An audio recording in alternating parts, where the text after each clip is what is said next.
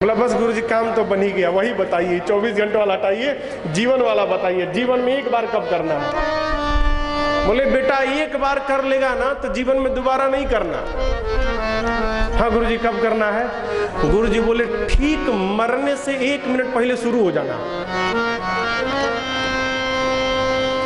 कब भजन करना है? मरने से 1 मिनट पहले शुरू हो जाना। चिल्ला पड़ा चक्कर में, कहा गुरुजी ये तो आपने फंसा दिया। क्यों बेटा? अरे गुरुजी अभी कैसे पता चले कि कब मरना है? भाई पता चले कि इस समय मरना है तो 1 मिनट पहले शुरू हो जाएंगे, ये कैसे पता चलेगा? गुरुजी बोले बेटा बात यही है, क्या जिस सांस को तुम लिए हो उस सांस को बाहर छोड़ोगे कि नहीं छोड़ोगे इसका भी पता नहीं है। इसलिए हर श्वास को जीवन की आखिरी श्वास समझकर बेटा हर समय भजन में ही रहना चाहिए। यही जीवन का सिद्धांत है। हर क्षण हरि बोल मेरी रसना, कब घड़ी घड़ी हरि बोल मेरी रसना। मुख हो आप देखो, कान कथा सुने, आंख दर्शन करे। जानते हैं सारा खेला आंख का है, सारा खेला। कैसे महाराज है? यही आंख है, यही आंखें है हो, किसी से लड़ा दो तो मार हो जाए। होती है ना? ऐसे देखोगे हमको, देखोगे ऐसे। यही आंख है, किसी से लड़ा दो तो मार हो जाए। यही आंख है, किसी से लड़ा दो तो प्यार हो जाए। और यही आंख है, यदि इनसे लड़ा दोगे तो तुम्हारा उद्धार हो जाए। सारा आंख का खेला है प्यारे। आंखें भगवान का दर्शन करे, जिह्वा भगवान का गुणगान करे, कान भगवान की कथा का श्रवण करे, हृदय कथा सुनकर द्रवित हो। बाबा कहते देवी राम जी की कथा तो कामधेनु है। कौन है जो इस कामधेनु का सेवन नहीं करेगा? राम देवी, राम जी अनंत है, भगवान की कथा भी अनंत है। परंतु आपके भाव को देखकर जितना मैंने सुना है और जैसी मेरी मति है आपको कथा सुनाऊंगा। लेकिन देवी आपकी एक बात मुझे अच्छी नहीं लगी। अब देखिए पूरा का पूरा माहौल बदल रहा है। अब तक जो बाबा मैया की प्रशंसा कर रहे थे अब डांटने वाले हैं। नियम दिया बाबा ने, किसी को डांटना हो ना तो बुला के मत फाट पड़िए उस पर, फिर उसको बुला के उसकी थोड़ी प्रशंसा कर दीजिए। काहे? प्रशंसा सुन के फुलगप्पा हो जाएगा। और जब प्रशंसा सुन के फुलाई जाए उसके बाद डांटिए। समझ रहे हैं? क्यों? डांट बुरी ना लगे। बाबा ने पहले माँ की प्रशंसा की, अब देखिए अब कहते हैं आपकी एक बात मुझे अच्छी नहीं लगी। कौन सी? आपने कहा तुम जो कहो राम को आना। आपने कहा राम कोई अन्य है। जानती हो कौन कहेगा? अरे कहाँ ही सुना ही आधा मनर ग्रसे जे मोह पिशाच, पाखंडी हरिपद विमुख, जे जान ही झूठ न साच। जो पाखंडी है, जिसकी धर्म में गति नहीं है, जो भगवान को प्रेम नहीं करता, जो धर्म नहीं जानता, जिसको मोह ने पिशाच ने पकड़ा है, भवानी वो कहेगा राम जी कोई और है। आपने कहा ये अच्छी बात नहीं है। कह कैसे दिया आपने? माई तो डेराई गई, अरे बाप ये तो पूरा कैसेटे बदल गया हो। अभी तक प्रशंसा चल रही थी, अब बाबा नाराज हो गए। शंकर भगवान बोले देवी आपने प्रश्न किया ना, निर्गुण भगवान सगुण कैसे भय? पहले तो ये समझिए निर्गुण और सगुण दो नहीं है, दोनों एक है। आजकल सारा झमेला इसी का है, हम निर्गुणिया हैं तो हम सगुणिया हैं। जानते कबीरदास जी जिस राम को मानते थे, कबीरदास जी जिस राम को मानते थे, कहते थे उस राम का जन्म नहीं भया। मैं जिस राम को मानता हूं दशरथ का बेटा राम। कबीरदास जी कहते थे निर्गुणिया। अब आप बताओ, बिना 5 क्लास पढ़े 10 क्लास की परीक्षा दे सकते हैं आप? कहिए, बिना 10 पास किए 12वीं की परीक्षा दे सकते हैं? नहीं। उसी प्रकार ये निर्गुण सगुण दोनों एक है, लेकिन निर्गुण को जानने के लिए पहले सगुण को जानना पड़ेगा।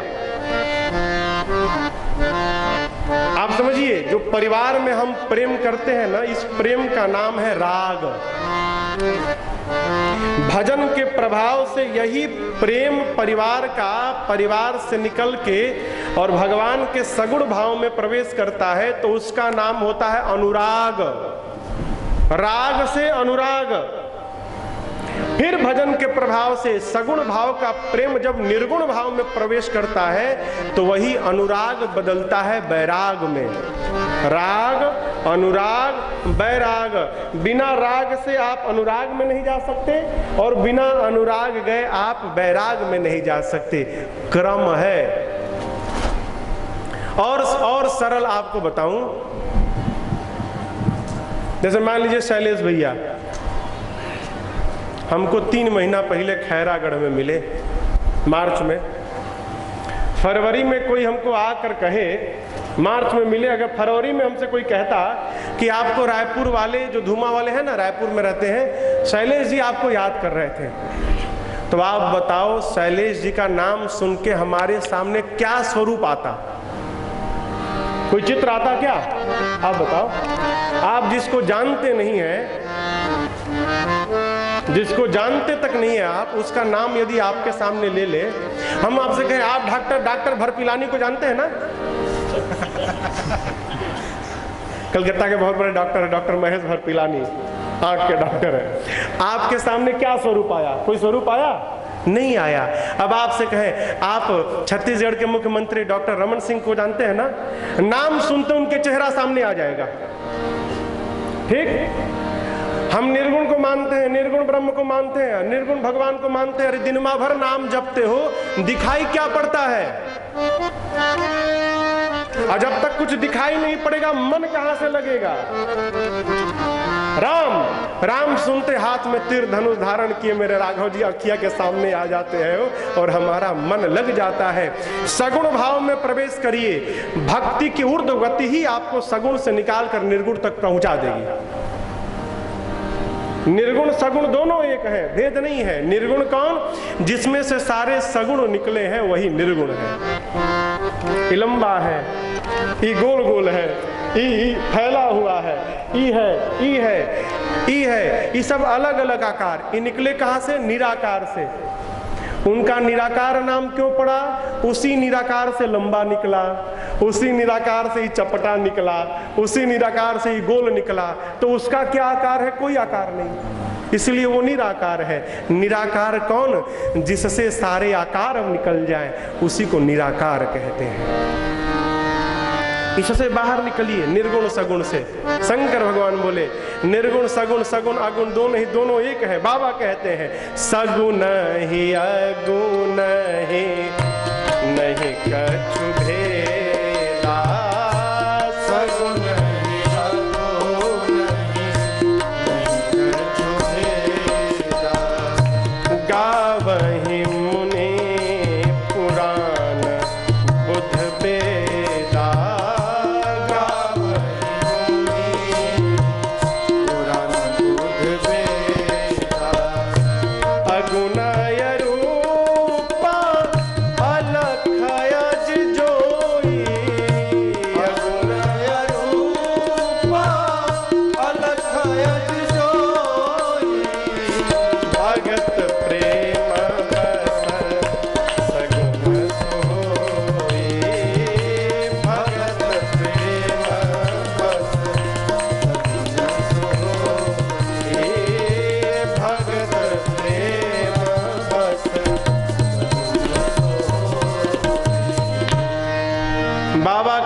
सगुण अगुण दोनों एक।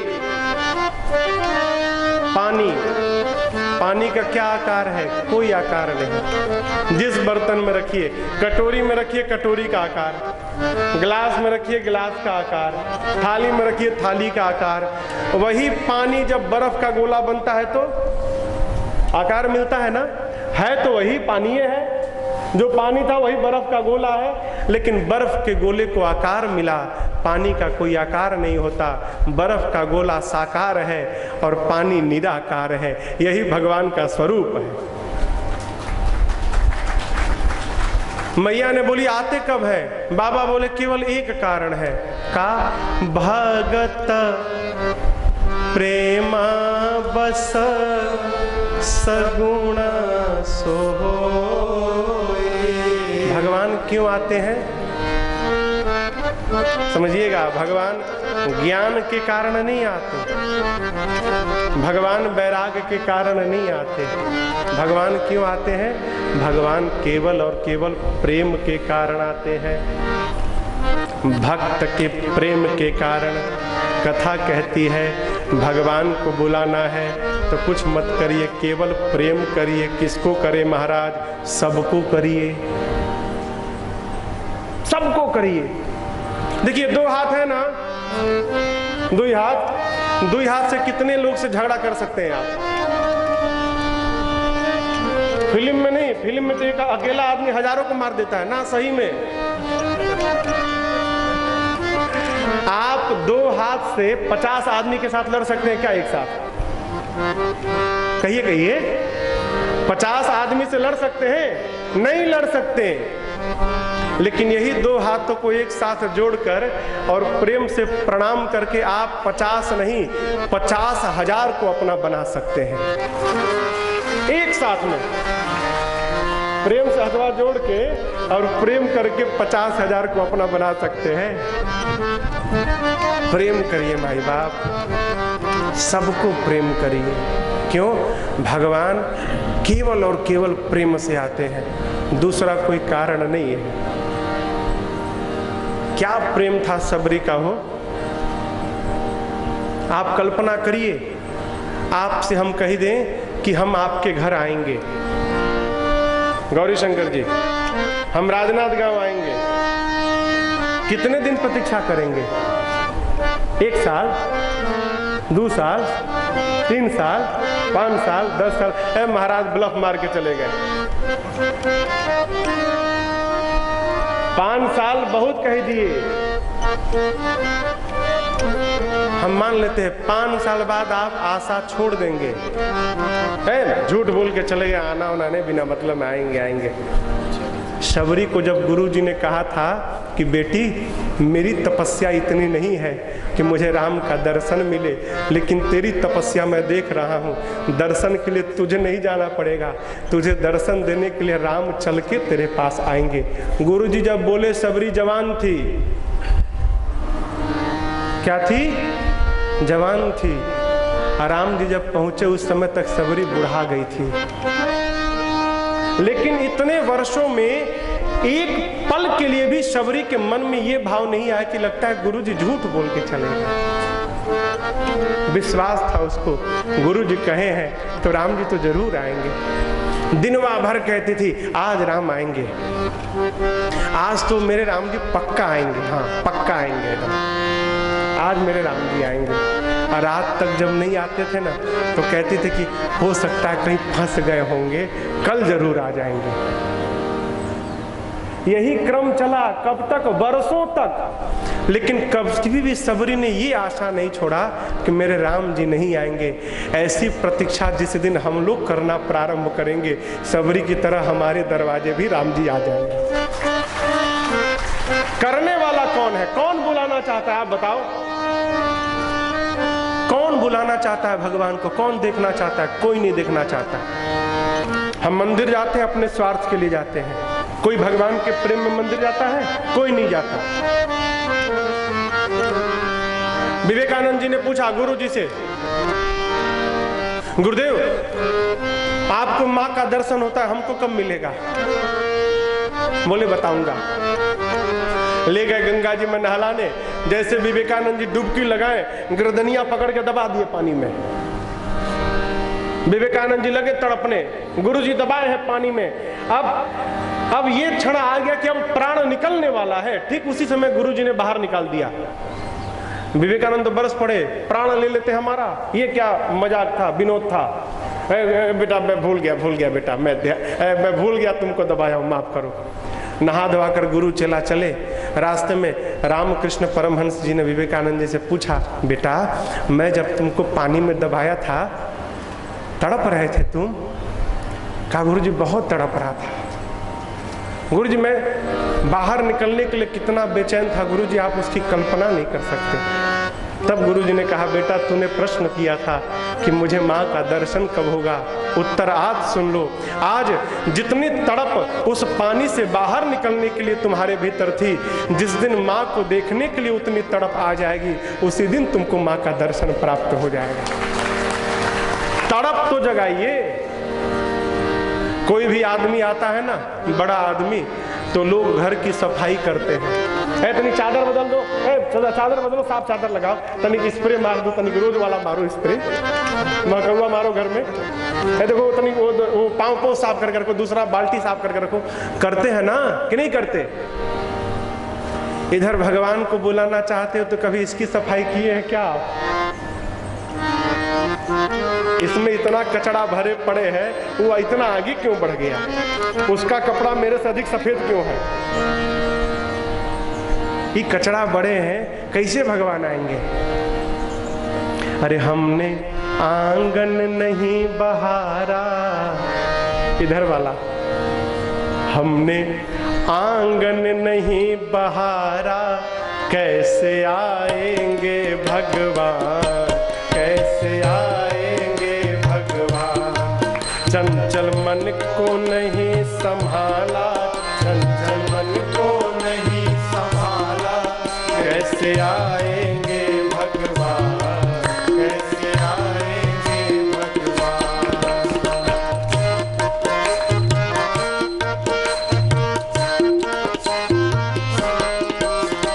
हर कोने कलमस कसाय की लगी हुई है ढेरी, हर कोने कलमस कसाय की लगी हुई है ढेरी।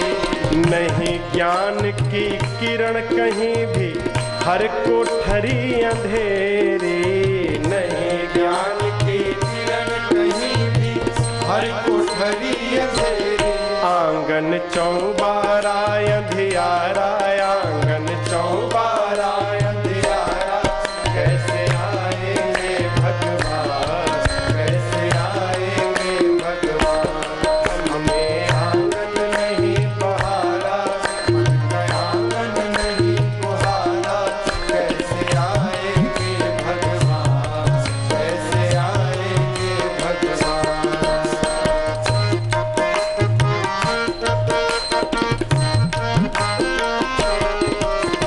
हृदय हमारा पिघल न पाया जब देखा दुखियारा, हृदय हमारा पिघल न पाया जब देखा दुखियारा।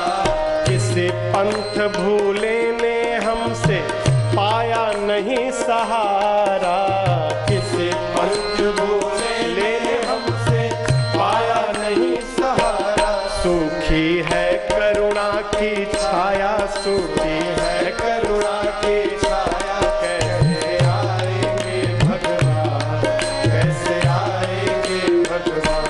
हमने आंगन नहीं बुहारा, हमने आंगन नहीं बुहारा, कैसे आएंगे भगवान, कैसे आएंगे भगवान।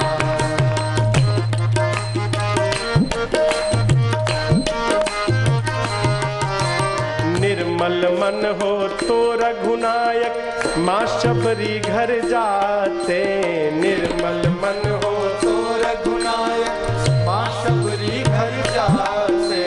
श्याम सूर की बाह पकड़ते साग विदुर घर खाते, श्याम सूर की बाह पकड़ते साग विदुर घर खाते। इस पर हमने नहीं विचारा, इस पर हमने नहीं विचारा, कैसे आएंगे भगवान, कैसे आएंगे भगवान। हमने आंगन नहीं बुहारा, हमने आंगन नहीं बुहारा, कैसे आएंगे भगवान, कैसे आएंगे मन को नहीं संभाला, चंचल मन को नहीं संभाला, कैसे आएंगे भगवान, कैसे आएंगे भगवान, कैसे आएंगे भगवान, कैसे आएंगे भगवान, कैसे आएंगे भगवान, क्या ऐसे आएंगे भगवान, कभी नहीं आएंगे। कितनों माला राजन रगड़ ली हैं, कितनों माला रगड़त रगड़त राजन के अंगूरी खियाई जाई हो, लेकिन जब तक मन निर्मल नहीं होगा तब तक भगवान नहीं मिलेंगे। कुछ मत करिए, क्या करिए? मन को निर्मल करिए। कैसा निर्मल हो? है बच्चे बन जाइए हो, लड़का, छोटे लड़का, छोटे बच्चे का कोई शत्रु नहीं होता, छोटे बच्चे के मन में अपना पराया नहीं होता, सादा कागज है वो। जिस दिन हमारा मन भी छोट बच्चा बन गया ना, जैसे आप किसी के भी बच्चे को नहीं देखते, हिंदू का है कि मुसलमान का है कि सिख का है कि पारसी का है, नहीं देखते, छोटा बच्चा दिखाई पड़ता, आप उठाकर गोद में ले लेते हैं। क्यों? उसका मन निर्मल है। जिस दिन आप भी छोटे बच्चे बन जाइएगा मन से, उस दिन राघव जी भी आपको उठाकर अपने गोद में बिठा लेंगे। मन निर्मल करना है बस। भगवान कहते हैं निर्मल मन जन सो मोहि पावा। जिसका मन निर्मल हो गया उसको पाने के लिए जाना नहीं है। सो मोहि पावा, मुझे पाया हुआ है। दिखाई क्यों नहीं पड़ता महाराज? अरे मनवा निर्मल करोगे तब न दिखाई पड़ेगा। दर्पण पर तो धूल जमा किए हो, मन के दर्पण पे कहां से दिखाई पड़ेगा? साफ किया जाए। कैसे साफ होगा? प्रेम से, प्रेम से हो। लेकिन ये बतिया सबके समझ में नहीं आती है।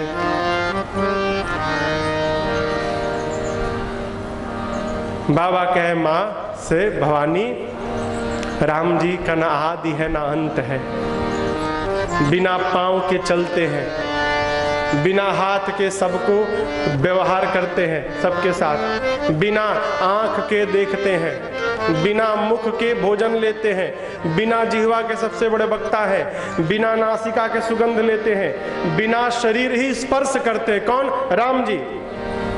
मैया बाबा के चरणों में गिर गई, बोली प्रभु ये बताइए राम जी मनुष्य शरीर क्यों धारण किए? राम जी बोले देवी राम जी मनुष्य शंकर भगवान बोले देवी राम जी मनुष्य शरीर क्यों धारण किए? ये बोलना तो कठिन है। एक कारण हो तब न बतावे। राम जन्म के हेतु अनेका। और देखिए शंकर भगवान कहते हैं राम अतर्क्य बुद्धि मन वाणी। राम जी मन बुद्धि वाणी से अतर्क्य है। अतर्क्य मतलब राम जी के विषय में तर्क नहीं किया जा सकता। कोई भी आपसे भगवान के विषय में तर्क करने आए ना, पहले ही हाथ जोड़ के भाग लीजिए, भैया आप जीत गए, हम हार गए। तर्क नहीं। क्यों? तर्क करने वाले को जीवन में कुछ प्राप्त नहीं होता। खाली आप तो जीवन भर तर्के करता रहता है। एक लड़का गया तर्क शास्त्र पढ़ने खैरागढ़ यूनिवर्सिटी में।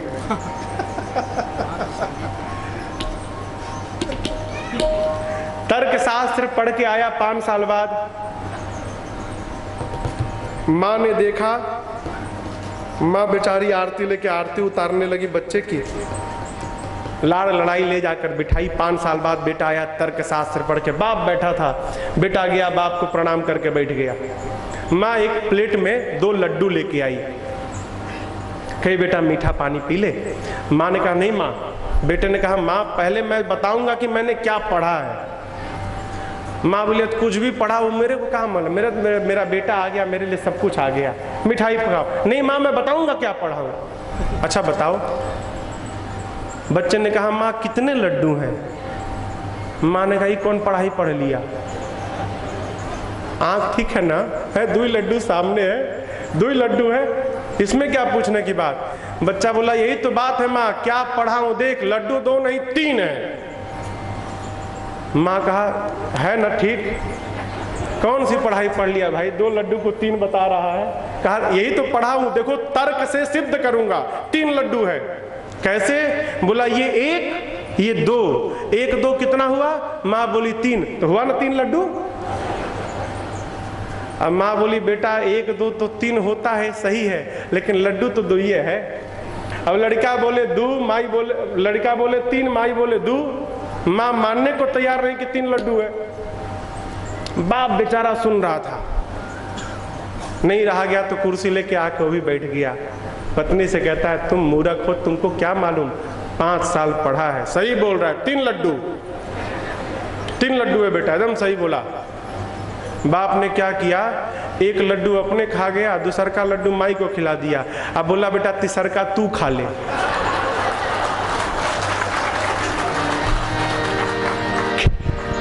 कहने का अर्थ है तर्क करने वाले को जीवन में तीसरा लड्डू मिलेगा। हो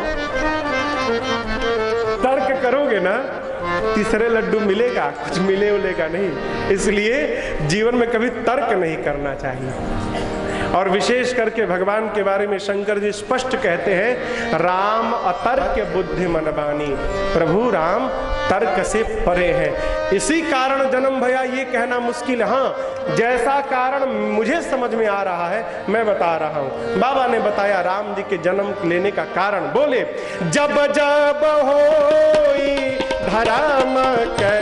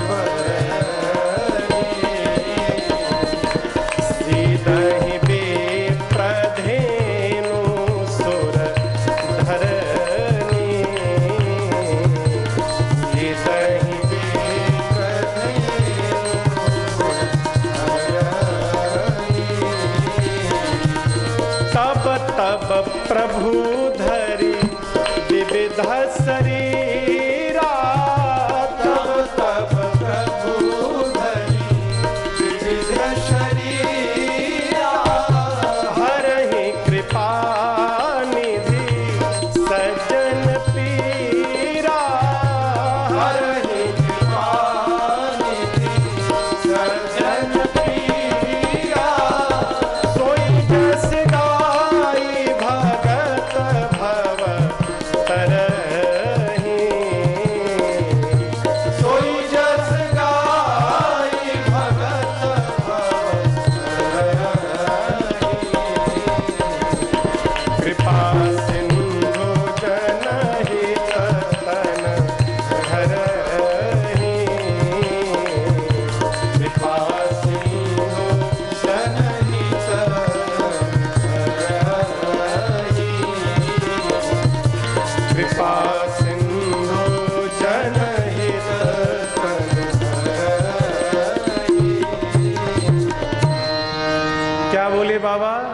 जब जब होई धर्म के हानि, जब जब धर्म की हानि होती है, अभिमानी अधम असुर बढ़ने लगते हैं, बढ़कर गौ पर, पृथ्वी पर, देवताओं पर, भक्तों पर इतना अत्याचार करते हैं कि जिनका वर्णन नहीं हो सकता।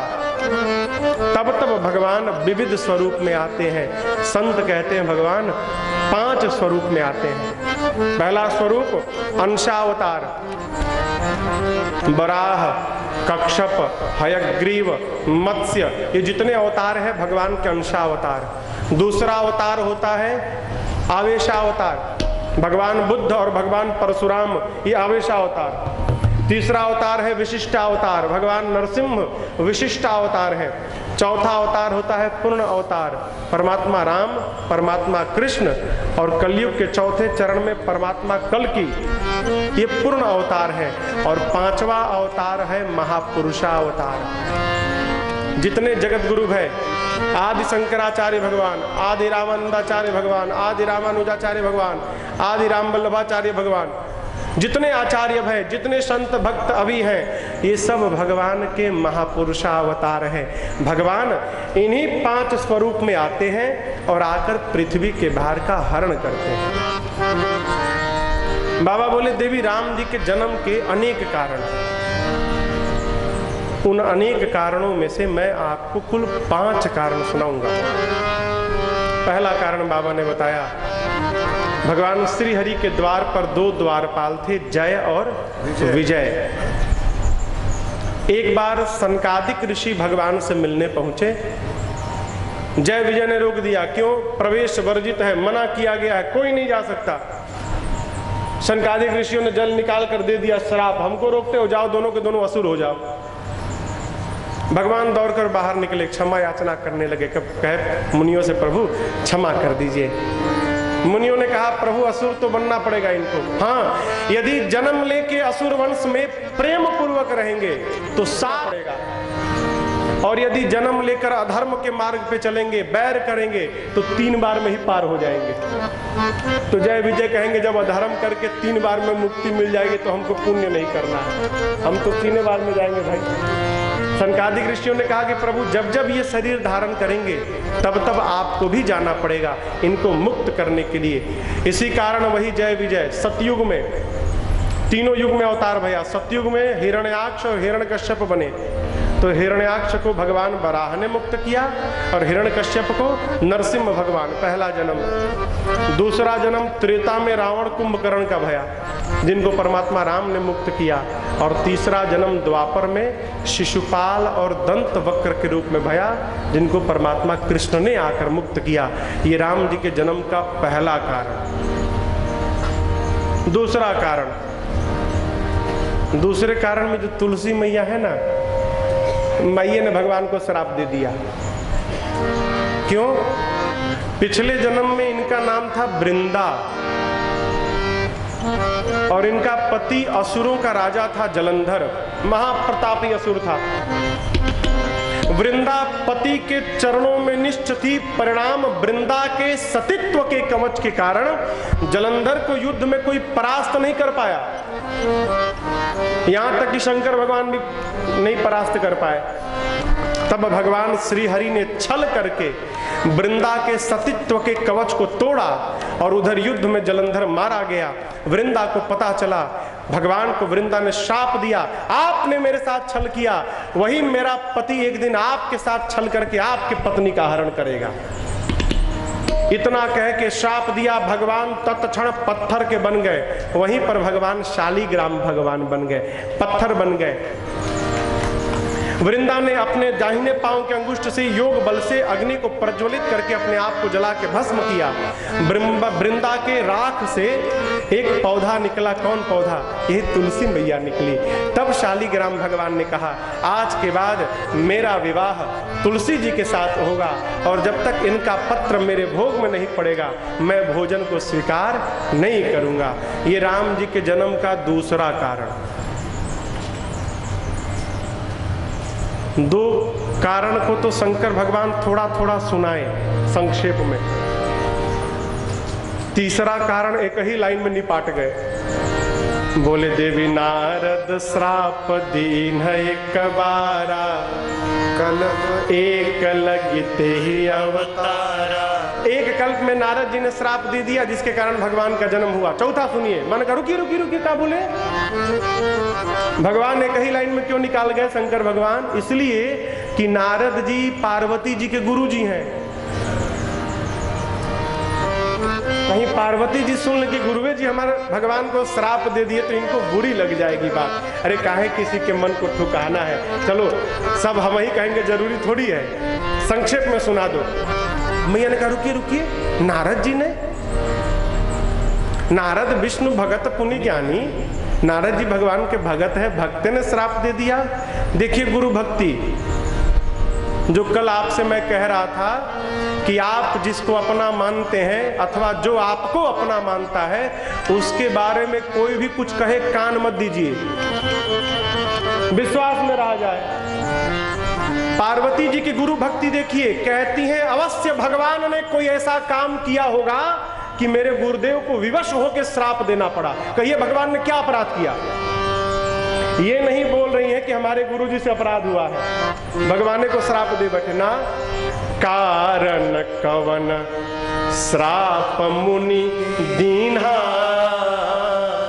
अका अपराध रमापति की। भगवान ने क्या अपराध किया, इस कथा को तो विस्तार से सुनाइए। भगवान बोले जब इतना इच्छा है तो सुन लो, हम तो सोच रहे थे बचा ही ले, लेकिन जब आप ही चाहती है सुनना तो सुनाएंगे। आपके गुरु जी की लीला काहे नहीं सुनाएंगे। शुरू है शंकर जी बोले, नारद जी एक बार ध्यान में बैठे थे, भगवान के ध्यान में लगे थे। इंद्र नारद जी को देखकर सोचने लगा कि लगता है नारद जी ध्यान में वरदान में हमारी कुर्सी मांग लेंगे। देख कुर्सी पर बैठा आदमी है भाई, कोई हो तो क्षमा करना। कुर्सी पर बैठा आदमी पूरा जीवन इसी चक्कर में रहता, हमारी कुर्सी बची रहे, कुर्सी न चली जाए। इंद्र को भय हुआ कहीं नारद जी हमारी कुर्सी न मांग ले। परिणाम कामदेव को भेजा, जाइए नारद जी की तपस्या भंग करिए। अब आप बताओ, जिसकी रक्षा भगवान करते हैं उसका क्या कामदेव बिगाड़ेगा हो है? हमारे पूज्य महाराज जी का एक पद है, कहते हैं अरे जिसकी लागी रे लगन भगवान में, उसका दिया रे जलेगा तूफान में। और जिसकी लागी रे लगन भगवान में, उसका दिया रे जलेगा तूफान में। तन का दिया मन की बाती, भजन का तेल रे। तन का दिया मन की बाती, हरि भजन का तेल रे। काहे को तू घबराता है, ये तो प्रभु का खेल रे।